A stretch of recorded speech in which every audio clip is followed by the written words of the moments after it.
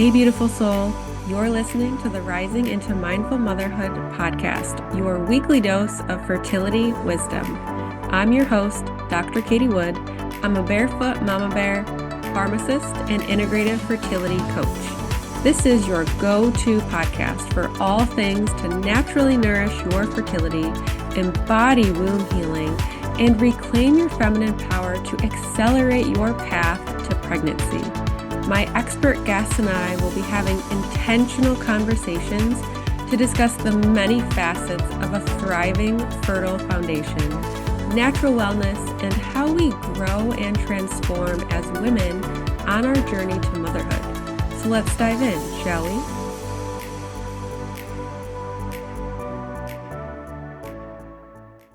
Hello and welcome to Rising into Mindful Motherhood. Today I'll be talking with Dr. Lorne Brown. He is a doctor of traditional Chinese medicine, a clinical hypnotherapist, and really recognized as a pioneer in the field of fertility and reproductive health. He's the clinical director of Acubalance Wellness Center, which is located in Vancouver, Canada, and has really dedicated his career to helping individuals and couples achieve their dreams of parenthood. He's an absolute wealth of knowledge when it comes to supporting fertility. And today we're really going to dive into how you can get pregnant better and also faster. So I'm all about that. Welcome, Dr. Lorne. It's such a pleasure to have you on today.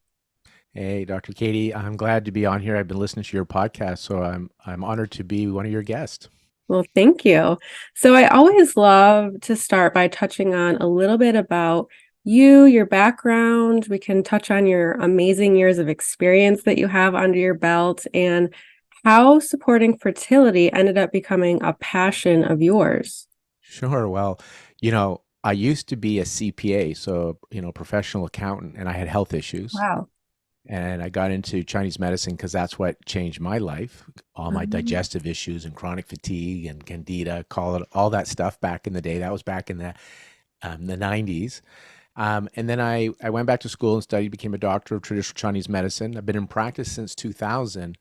And around 2001, 2002, somebody came to me with fertility challenges. They had been traveling from Vancouver to Houston to see Dr. Randine Lewis, who wrote the book, The Infertility Cure, a Chinese medicine doctor, who ended up becoming my mentor because she told the woman that was seeing her that it's not practical to come into Houston once a week from Vancouver for acupuncture. You need to find somebody locally, and I was the person she picked, and I was a young practitioner then, and Randine mentored me, and I always loved from the Western perspective the hormonal system, and then how Chinese medicine addressed hormonal health and fertility, and women talk, and especially in the fertility circle. And next thing you know, I can't see anybody but fertility, so I dedicated my practice to reproductive health.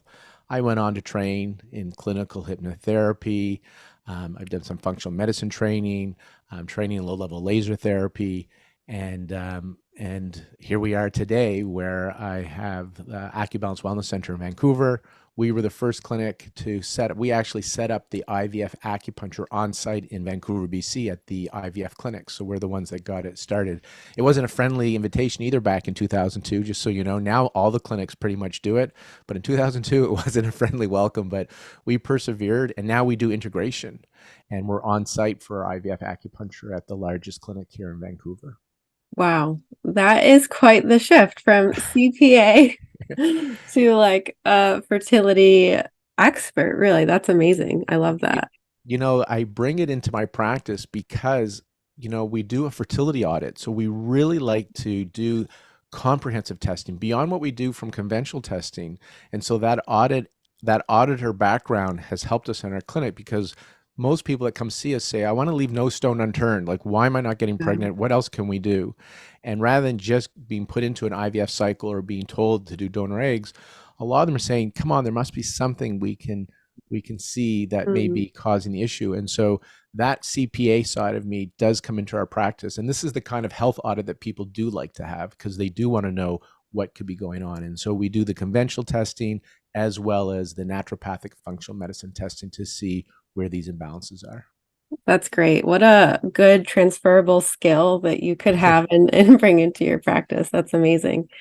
So when it comes to getting pregnant better and faster, like how does that break down? What does that look like? That quote comes from a reproductive endocrinologist that was speaking at the Integrative Fertility Symposium that I chaired. And it was Dr. Paul Magarelli, and he said, together we're good, together as in the IVF clinics and the naturopath and acupuncturist, we're good at helping people get pregnant better and faster. And he was Mm, on a panel, and he pointed to the naturopath and acupuncturist on his panel saying, you help people get pregnant better. And then he pointed to mm, himself and the reproductive urologist and the other reproductive endocrinologist and says, we help people get pregnant faster.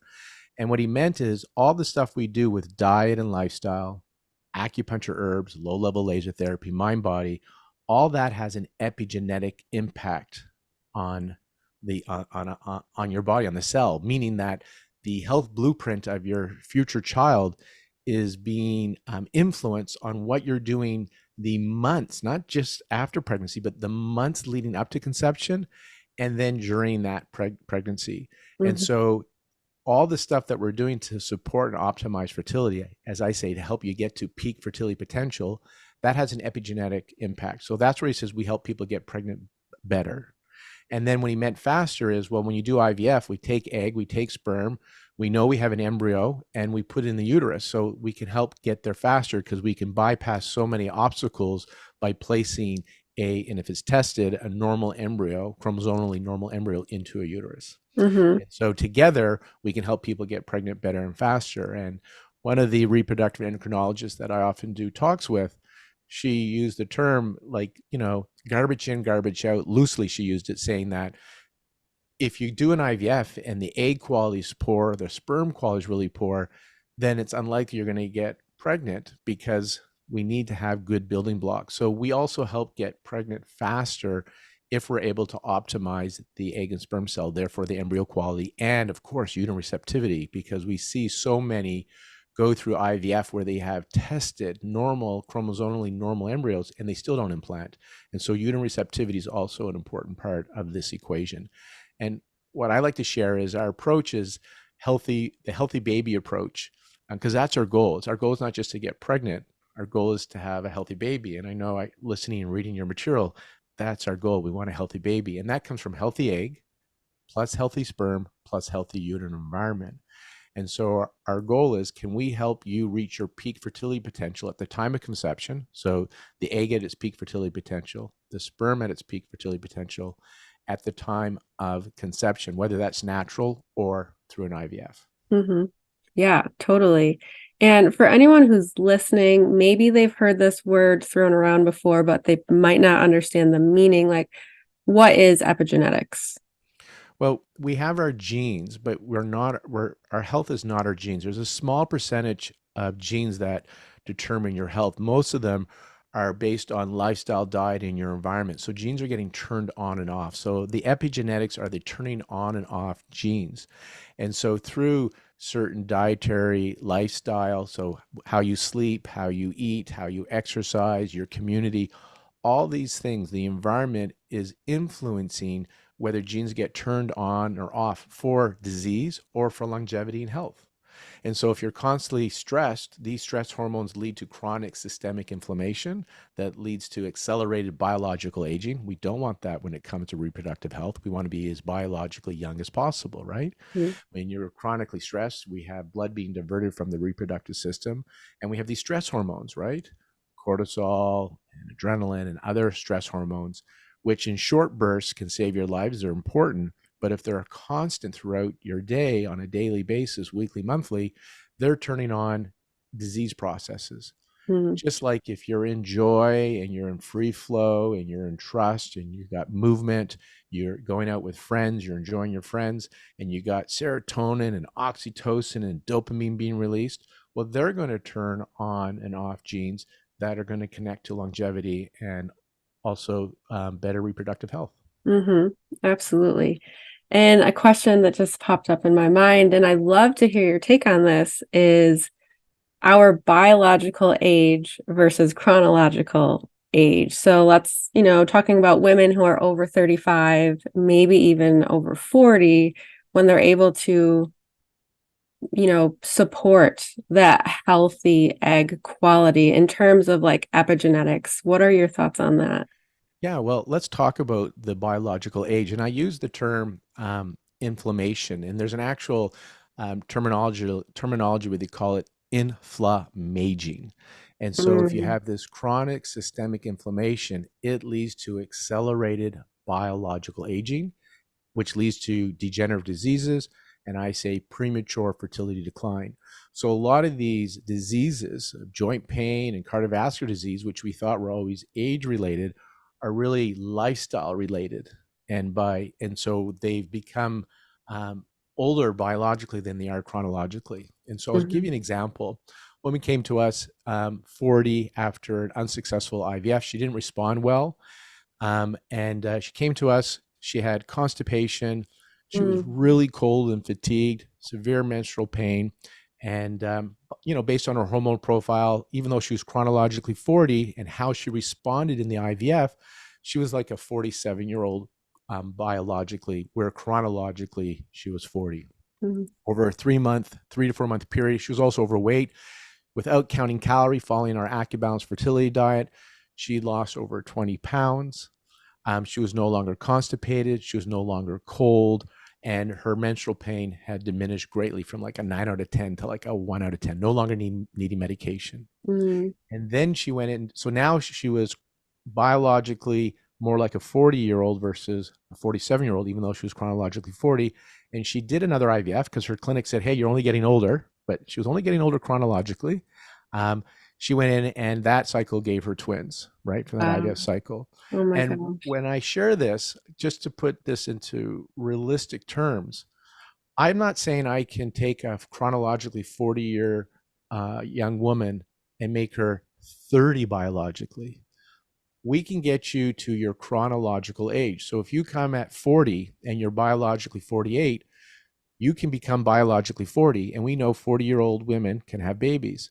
But if you come chronologically 55, the best we're going to get you biologically is 55, and that's outside the reproductive span for humans at this point in time. I think the Hmm. oldest person to conceive naturally was maybe 52 that had a live birth. Wow. Right? I think that's the oldest. So, and even in Chinese medicine, there is a reproductive window Yeah. which ends around 49 plus or minus a few years. Hmm. So, we're always looking at where are you kind of biologically. And so we look at, what's your sleep like, what's your skin like, what's your bowels like, what's your energy like, obviously hormonal profiles. And we can, we work up the people we see so we can see their AMH hormones, their FSH, their estradiol, their LH. We'll look at their blood sugar levels, but we also look at just physically how are their bodies responding. And Hmm. so if you have diarrhea or constipation, if you have insomnia, if you're chronically cold or really hot, these are all things that we're looking at, what's happening with the blood flow, the circulation. These are all things giving us indication of what kind of health are you expressing. And so Hmm. going back to hopefully I answered your question of biological age, Yeah. but there are things that people can do. And Dr. Kara Fitzgerald, who's a naturopathic doctor, wrote a book called Younger You. And within an 8-week period, they were able to reverse people's biological age. And they were following what we call the Acubalance approach to peak fertility, where they looked at the gut microbiome, they looked at movement and diet, and they looked at community. And these Hmm. things dramatically improved certain markers of joint pain, hand grip, cholesterol level, blood sugars. They could measure things. There was subjective and objective things that they could measure to see a change in just 8 weeks. And so there's a lot of things that we can do to optimize our health, which can optimize our fertility. Hmm. I love that, especially because you were saying she has constipation, which I feel like is really common these days, is we're just extremely constipated for many different Yeah. reasons. And I think that gut health seems to really go under the radar, at least in Western medicine. It's just kind of dismissed, but gut health is so important when it comes to our fertility, managing the inflammation in our body. There's just such a great connection with our immune system, reproduction, so many things. The microbiome is a hot topic, and it can affect your mood, it can Yeah. affect your skin, it can affect your reproductive health.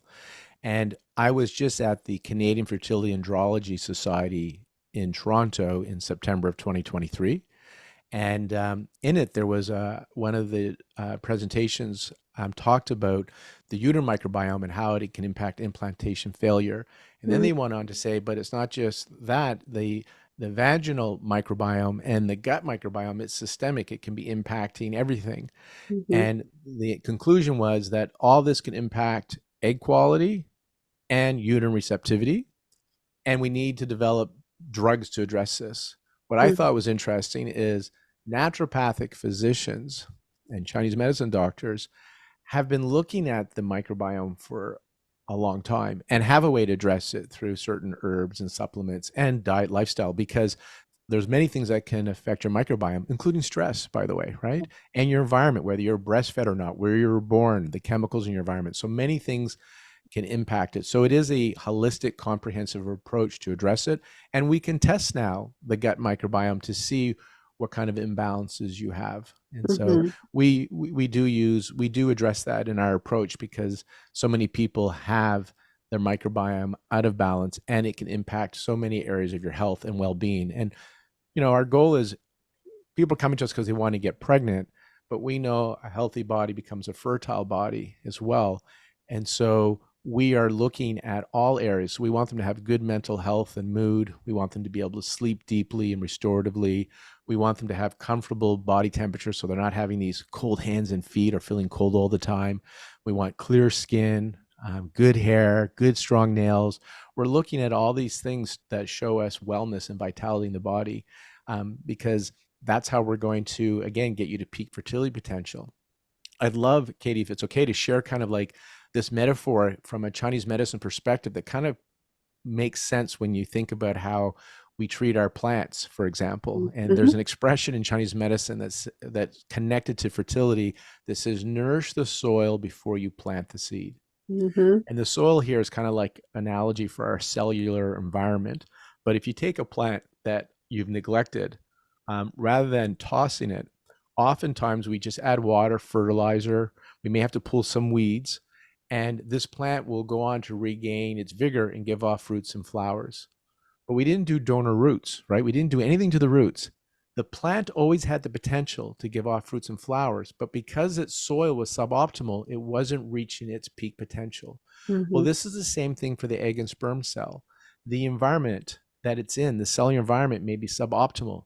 Poor blood flow, too many poor detox pathways, or too many chemicals, toxins, endocrine disruptors, inflammation, oxidative stress.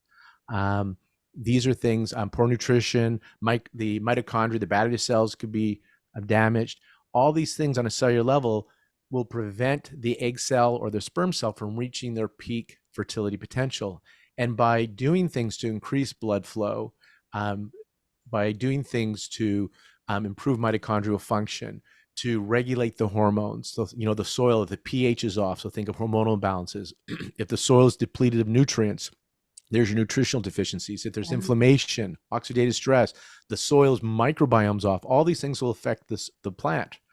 And so if we address the soil, the cellular environment, then the cell can reach its peak potential and hopefully give off a child. And Mm-hmm. how we address the soil then from the human perspective is really simple. How do we address the soil, the mitochondrial health? How do we address blood flow and circulation to the reproductive system, hormones, nutritional deficiencies, inflammation, oxidative stress in the gut and uterine microbiome? It's simple. Through diet, Mm-hmm. through lifestyle, which is movement, rest, sleep, through purposely eliciting a relaxation response, meditation, having community. So these are things that we can do that will support that. And then we can add acupuncture, we can add low-level laser therapy. There's Chinese herbal medicine. There's certain supplements. Our clinic does nutritional IV therapy. There's even more testing to see what's wrong with your soil, right? What's out of balance. So that is how we address the soil. Nourish the soil before you plant the seed. And so we know it's about 100 days of follicular genesis. So when you ovulate or to go through an IVF, it's about 1 year of recruitment that those follicles are in before they are chosen to be ovulated or picked up in an IVF. but it seems like the last 100 days, that's why so many people say 3 months. It's really 3.5 to 4 months, 100 days.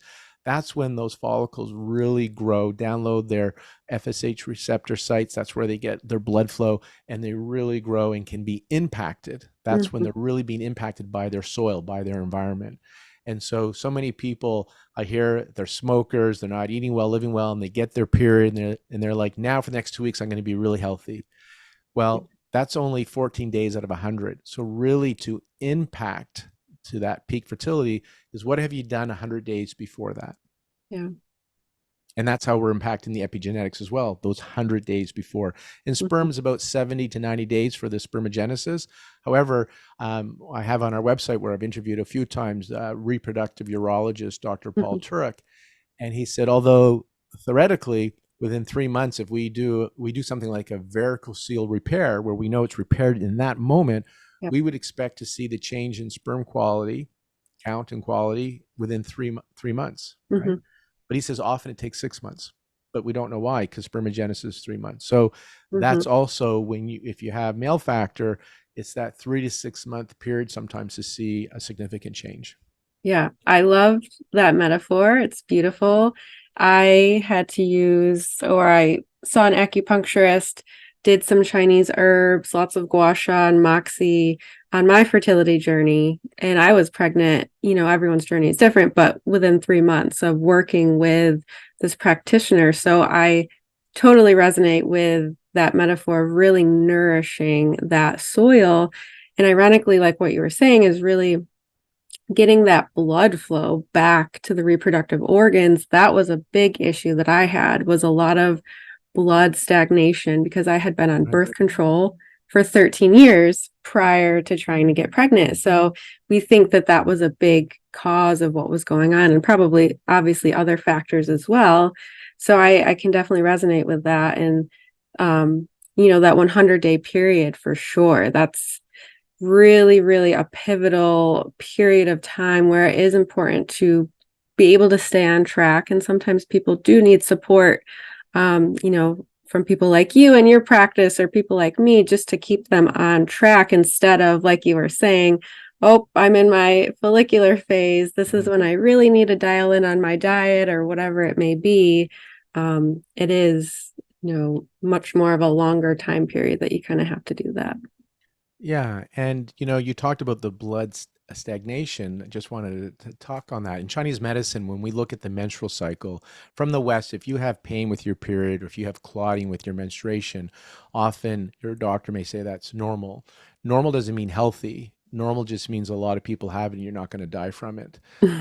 In Chinese medicine, clotting, PMS, and painful periods is considered not a healthy cycle. So we like to see healthy cycle. Where again, we're looking for peak fertility potential. We want to get you to that level of vitality and health. And so we call that, like, could be a form of blood stagnation or blood stasis, because we're seeing a poor microcirculation.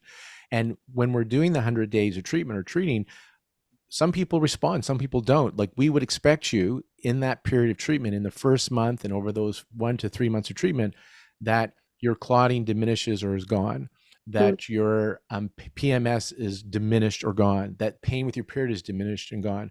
And we can't promise everybody's going to get pregnant. However, we feel pretty confident that most people we see over 3 cycles will have an incredible improvement in their premenstrual symptoms, in their menstrual pain, in the clotting, in irregular blood flow. Dosaging matters. So I do see people, because our clinic's well known, I've been around for 20 plus years. We'll see people that come to us that have gone to other acupuncturists, and the difference, because they're doing sometimes very similar how I would treat with the acupuncture, but they were going every other week or once a month for acupuncture. Mm. Dosage matters, and most of the research shows twice a week to get the most Wow. benefit, Okay. or more. In China, they do it like daily, right, with a little bit of a break. And so you kind of want to get the momentum going. And at the beginning, you may not have to do twice a week for 3 months, but definitely for a cycle. If I'm letting your listeners know, it's kind of like, it's like, you say you have high cholesterol and you're overweight, and you've heard the research says that exercise can reduce cholesterol levels and help you lose weight. So you work out once a week versus twice a week versus 3 times a week. You're going to get different benefit based on the dosage and the frequency of treatment, or you want to get an A plus on your exam and you study once a week versus twice a week versus 3 times a week. It's Mm-hmm. kind of like the Richter scale. When we look at earthquakes, a Richter scale of 4 to 5 is not one, it's a multiple of like 10. So when you go from acupuncture once a week to twice a week, it's not that you double it, it's exponential, the Yeah. benefit. Mm-hmm. And if somebody has endometriosis or PCOS, like when we see PCOS, we'll see them 3 or 4 times a week. Wow. Um, and I can I share a story, because this just reminded me of PCOS and I'm dosing, Absolutely. but just to go into PCOS in this holistic approach. So she came to us because she wanted to help with uterine receptivity. She had PCOS. She does not menstruate on her own. She doesn't even menstruate when she does some of the ovulation drugs, letrozole or Clomid. And when they get her bleeds, it would often be with the progesterone withdrawal. So she did IVF, and she did a transfer that was negative, and then she did a transfer that was a chemical pregnancy. So Mm-hmm. she heard about us and came to us to help with uterine receptivity. And I shared our approach of nourishing the soul before you plant the seed. And if we're able to balance her hormones, because she had high androgens, blood sugars were off, she was overweight, she had hirsutism, she had depression, lots of digestive and bloating issues. And I said, if we're able to balance your hormones, which will help with uterine receptivity, because if you have high androgens, it's not great for uterine receptivity in the uterine environment, then theoretically, you could start ovulating again because we balanced the hormones. Mm-hmm. And we've seen this. So can you give us a minimum of 3 months to 6 months? Because that's what we see with PCOS, especially stubborn PCOS, like people that don't respond well to medication, even ovulation drugs. And over a 3 month period, she, again, this is similar to the other patient we saw, lost 20 pounds following our diet. She did the laser therapy. She did acupuncture 4 times a week with low-level laser therapy. Wow. She did the supplements. She did Chinese herbs.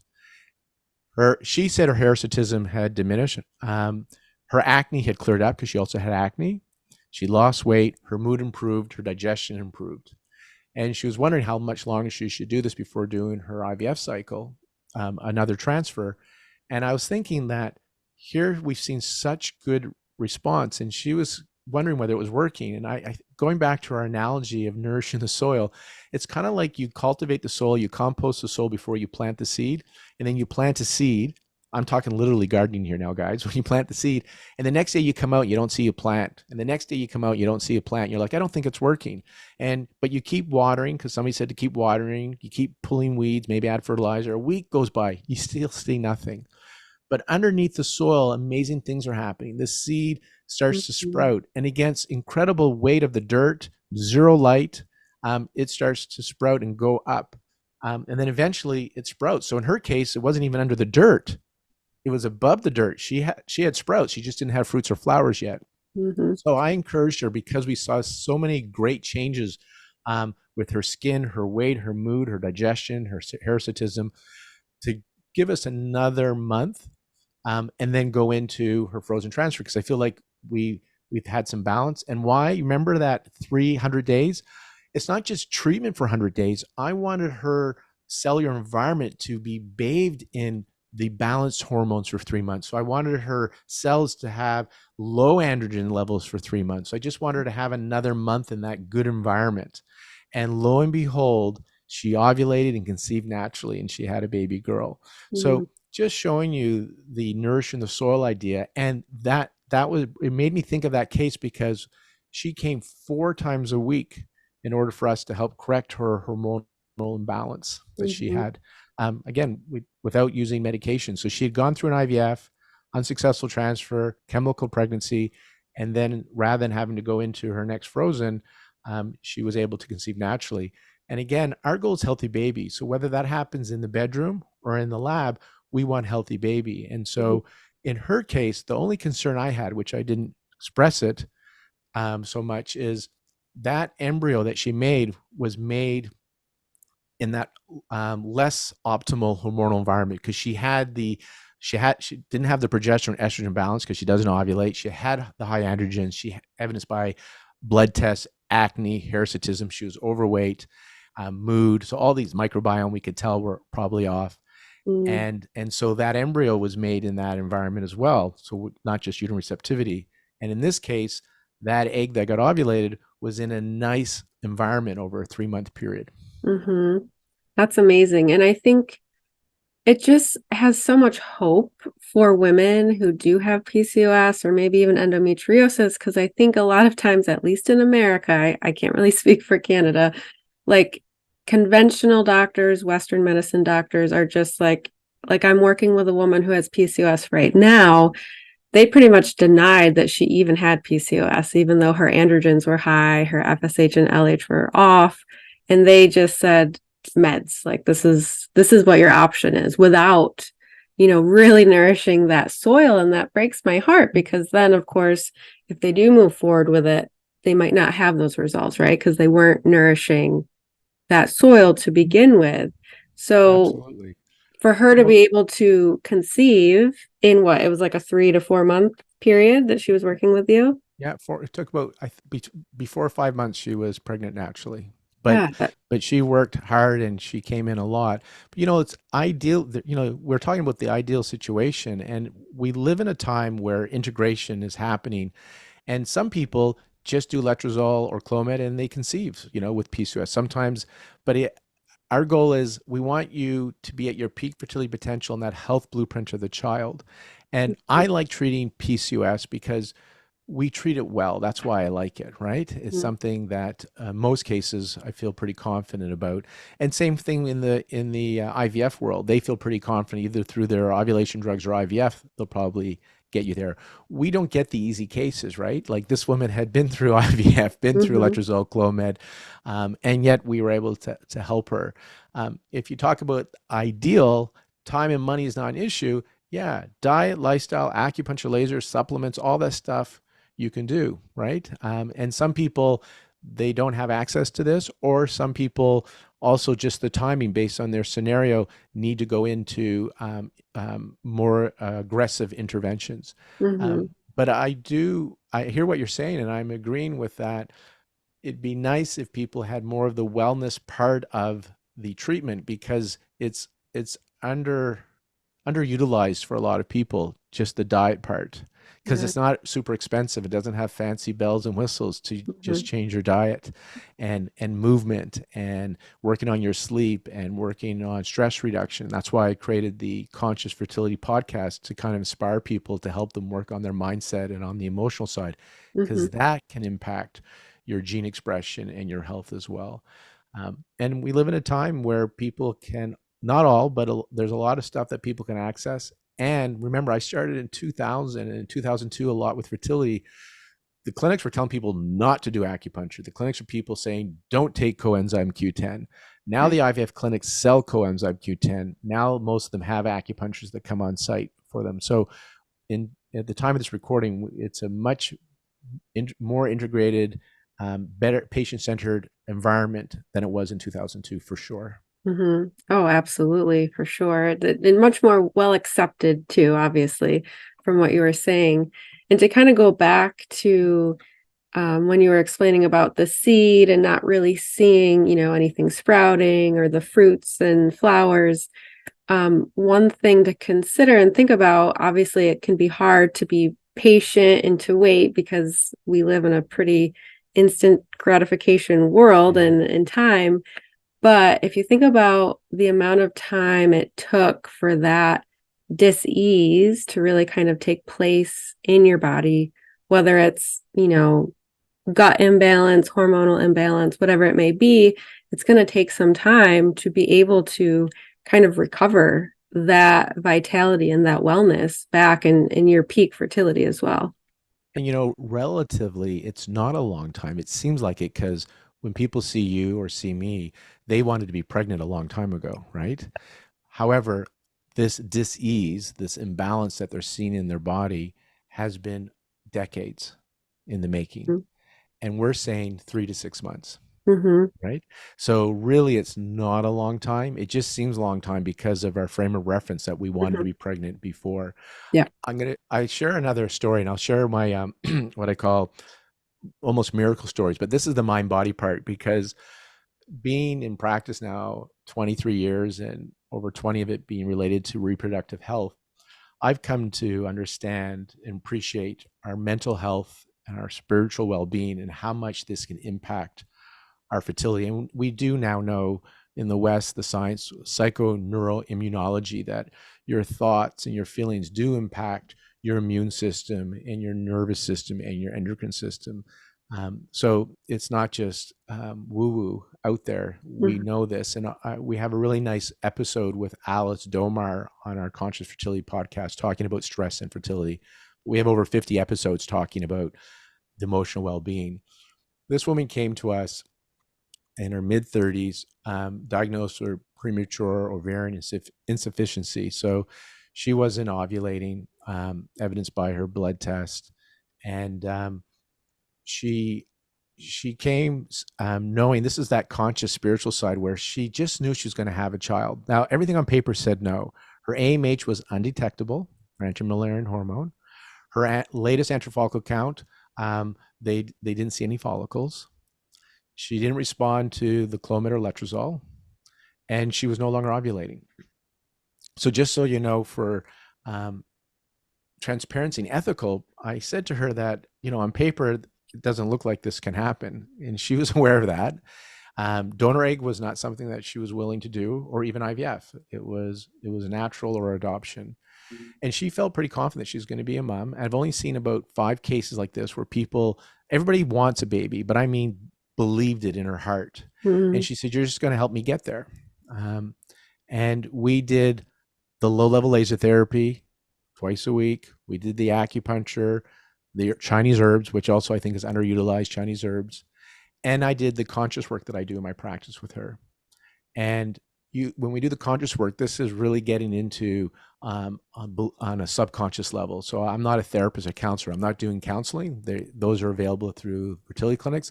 This is really working on belief change work, where I bring my background as a clinical hypnotherapist into this as well.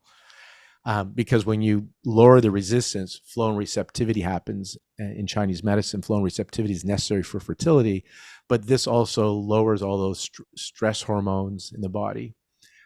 So there's a physical and then spiritual, which we won't talk about probably today. And we worked with her, and like all women, I do my conscious work. The first 2 or 3 sessions was about fertility and the baby. Then after that, it was all about childhood stuff that came up, old trauma, whatever, that they were healing. And she started ovulating again. Wow. And then her REI saw that and gave her some letrozole, and then things got wonky again.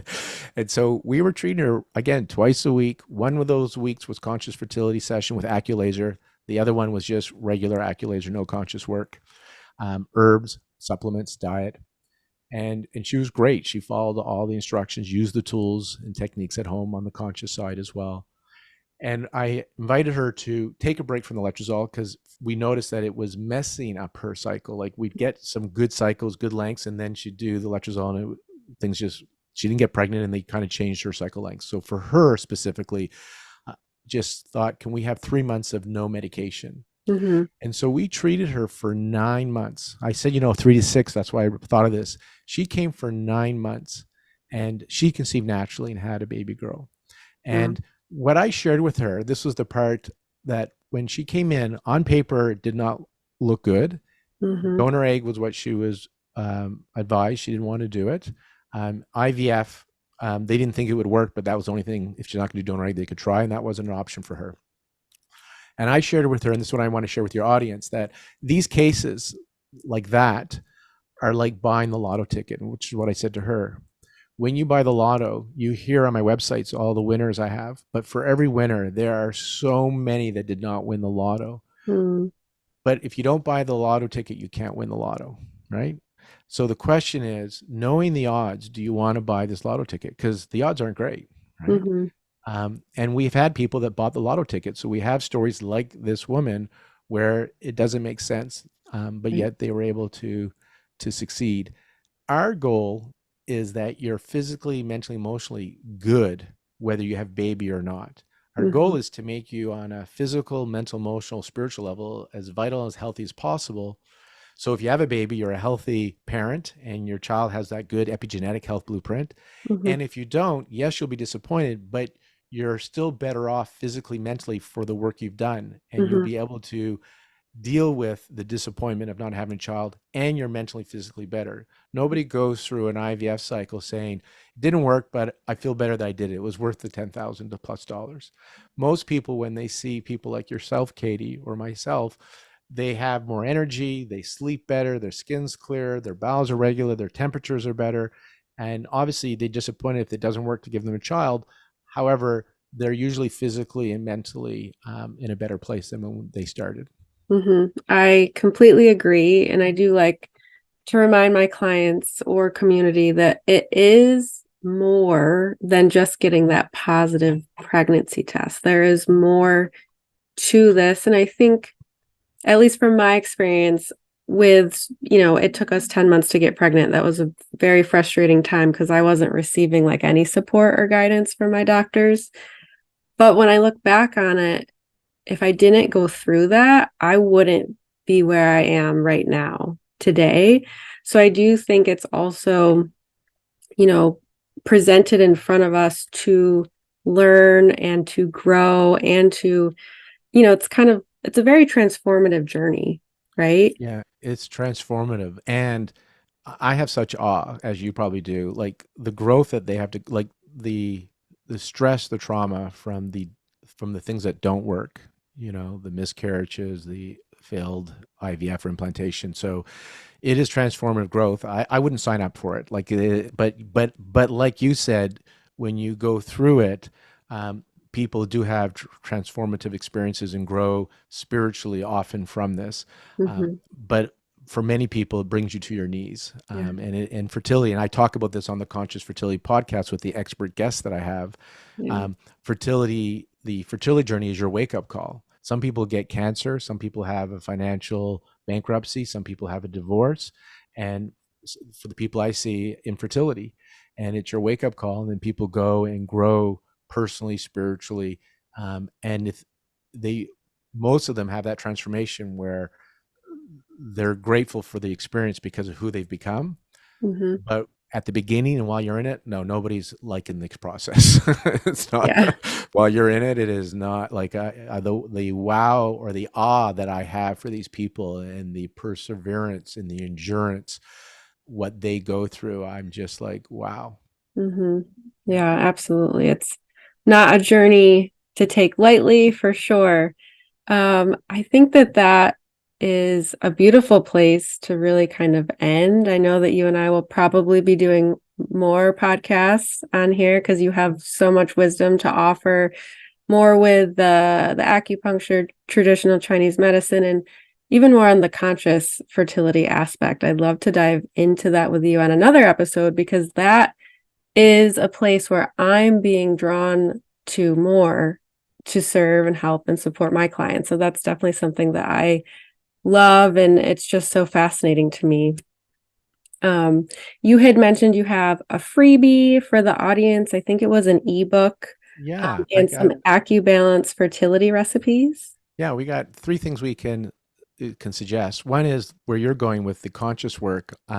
Check out the Conscious Fertility podcast. Yeah. And there's a couple with that name. So the one with Lorne Brown, and there's a link from my website as well to it. If we want, we can put something in your show notes. And then we have on the Acubalance website, we have 2 books. One is the Acubalance Fertility Diet with recipes. And so you remember I was sharing how people would lose weight without counting calories, because I'm not a fan of counting calories. So that's available. And then another ebook on 5 ways to maximize your fertility. So those 2 ebooks are available when you go to our website. And also have a meditation for those that are into the conscious fertility side that I created that you can get from us as well. So go to the website. If you can't find it easily, just email us from the website and ask us. And there's multiple Acubalances. We are the first. And it's acubalance.ca, CA, because we're in Canada. So, and Acubalance is spelled with 1 C. When I was an accountant, accounting is with 2 C's, but acupuncture is with 1 C. Most people spell it with 2. So it's Acu 1 C, Acubalance, and it's .ca.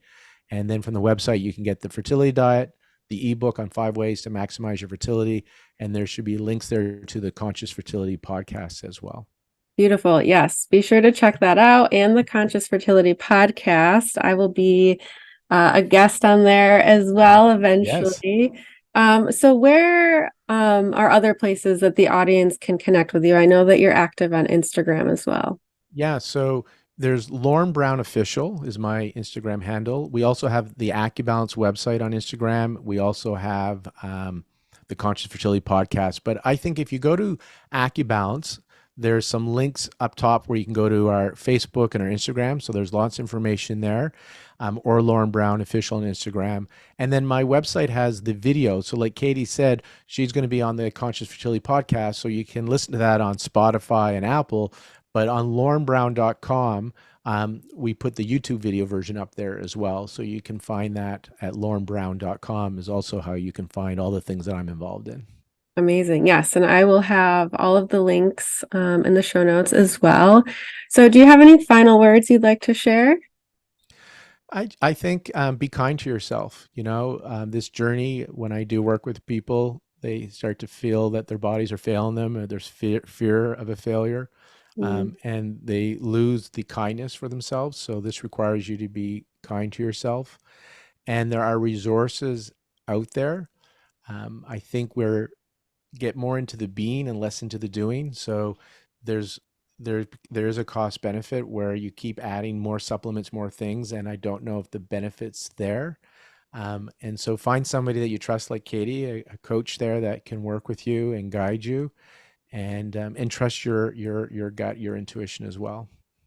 I agree so much with that. So thank you so much, Dr. Lorne, for sharing your wisdom and your expertise and for really being a pioneer in the fertility space. Whoever is able to see you at your practice or even virtually, he does do virtual as well. They are so blessed to be able to have you and your practice as a resource. Well, thank you very much. Thank you so much for tuning in to the Rising into Mindful Motherhood podcast.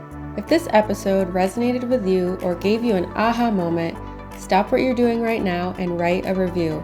This simple act of kindness helps me get this podcast out to connect with as many women as I possibly can. I also have a special offer.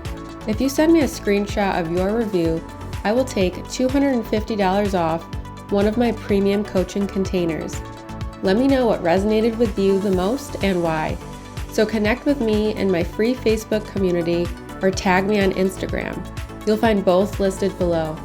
Thanks again from the bottom of my heart for tuning in to this episode, and I'll see you next time.